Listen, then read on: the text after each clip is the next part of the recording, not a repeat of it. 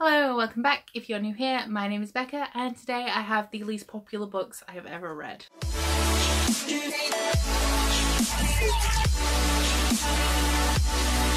So if you haven't seen the first part of this, the most popular books I've ever read, I will link that up above. This is me essentially just talking about the least popular books that I have ever read according to Goodreads and telling you whether I agree or disagree with that rating and why. If you have seen the most popular one, you will see that I agreed with a hell of a lot of those.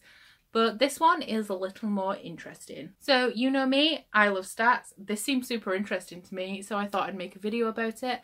I also saw Darby from Darby Lane Reading doing something like this, but she was talking about her TBR for one of the Straight Backathon video challenges. And without further ado, let's just get into it. These will be in reverse order, so the highest rating will be first, and then the lowest rating will be last. I hope that makes sense. It gets very confusing. Okay, so the highest of the least popular books I've ever read is Wicked by Gregory Maguire with 3.52 stars. I gave this 5 stars and I really enjoyed it. However, I believe if I reread it, I would rate it lower. I understand why people don't like this book. It is very dense, very, very dense, very difficult to go through. Some people would say maybe pretentious, overworked, or trying too hard. I really love the musical and this is completely different. So if you do like the musical, don't feel compelled to read the book.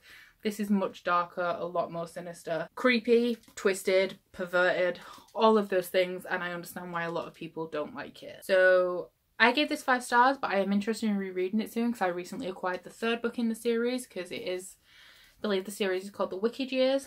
So I'd like to reread the first 2 books so I can read that one. I understand why people don't like this, although I did give it 5 stars. Then, this is another video of themes. We have Confessions of an Ugly Stepsister by Gregory Maguire with 3.52 stars. I gave this 3 stars. I enjoyed it to some degree. It's a self-contained story, it's not part of a series, and this is about one of Cinderella's ugly stepsisters. I actually don't remember anything about this, which could be one of the reasons I gave it 3 stars, because it was quite forgettable. Like Wicked and all of Gregory Maguire's work, very dense, very trying too hard, and very weird. So once again, I understand why this is on here. While I enjoyed it, I do understand why the rating is low, and obviously I also rated this one quite low myself. Then we have Steel Scars by Victoria Aveyard with a 3.51 average rating. This is a bind up of Queen Song and Steel Scars. So Queen Song did not make the lowest rating, but the second novella in the Steel Scars did. I gave Steel Scars 2 stars. I also didn't like it. This particular novella follows Farley from the main series, who is one of the lieutenants of the Scarlet Guard, and I don't think it really went anywhere. It was sort of just to establish her relationship with another character that I won't mention in case you haven't read Red Queen, because it's a bit spoilery. And it comes before the main series. I don't think a lot really happened in it. I don't think it was necessary. I don't like Farley in the first book. I do like her in the second book, but reading this didn't make me like her anymore. She was still kind of unlikable to me. And yeah, I have nothing really more to say. Then with an average rating of 3.48 is a book that I don't have, and that is The Carlyles, which is book 1 in Gossip Girl The Carlyles, and it is a Gossip Girl spin-off. So I read this because I found it at the library a very long time ago. Or maybe I think I bought it.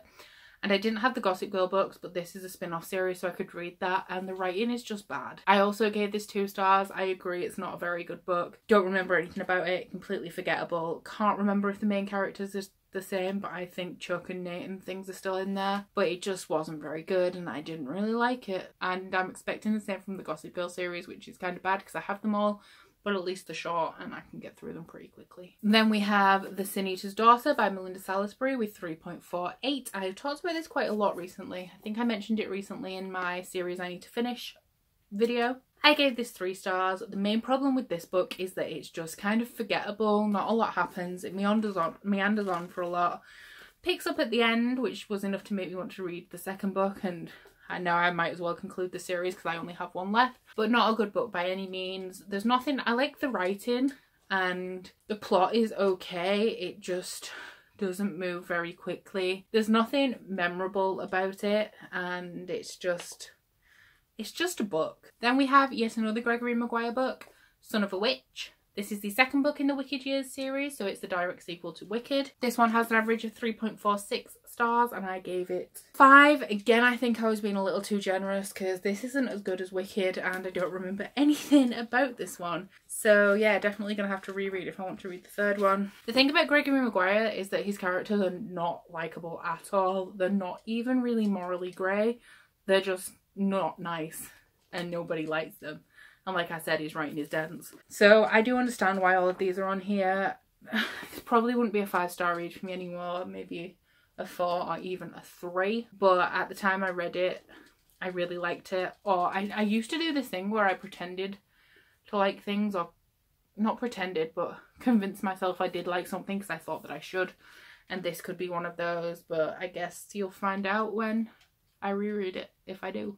Then we have one that surprised me, and that is Genuine Fraud by E. Lockhart with 3.4 stars. I don't have this because I read it on ebook, but I did give it 4 stars. I did really enjoy it. I didn't like the ending, so I sort of deducted a star for that, and I also read this really quickly. I know a lot of people don't like E. Lockhart. With We Were Liars, it was her writing style. With this, it was the character, not liking her, not liking the mystery, not liking that it was told backwards chronologically, so present came first and then the storyline went backwards. So I really liked that about the story. I really liked the mystery element, although the very last bit, like the sort of what happened to the character right at the end was so far from what should have happened to her that it made me detract a star, but I did really like it. It was a really fast read and I'm really shocked that it's on this list. Next we have The Betrayal of Natalie Hargrove by Lauren Kate. This has an average of a 3.21 rating. I gave it 1 star. Utterly deserving to be on this list. I'm surprised it's not number 1. The